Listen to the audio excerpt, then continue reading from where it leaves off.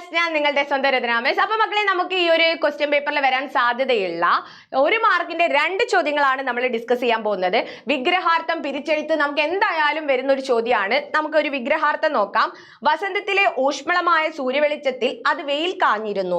അല്ലെ, സൂര്യവെളിച്ചം എന്ന പദത്തിന്റെ വിഗ്രഹാർത്ഥം, അതായത് സൂര്യവെളിച്ചം എന്തിന്റെ വെളിച്ചാണ്? സൂര്യനും വെളിച്ചവും, സൂര്യനാകുന്ന വെളിച്ചം, വെളിച്ചം സൂര്യനാകുകയാണോ? സൂര്യന്റെ വെളിച്ചം, സൂര്യനെ പോലെയുള്ള വെളിച്ചം, വെളിച്ചം സൂര്യനെ പോലെയാണ് എന്ന് പറയുന്നത് ആണോ? ഇതിൽ ഏതാ ശരിയായിട്ടുള്ള ഉത്തരം? ഓപ്ഷൻ സി, സൂര്യന്റെ വെളിച്ചമാണ് സൂര്യവെളിച്ചം. അടുത്ത ചോദ്യം നോക്കിയേ. നീ എന്ത് മടയത്തമാണ് ഈ കാണിക്കുന്നത്?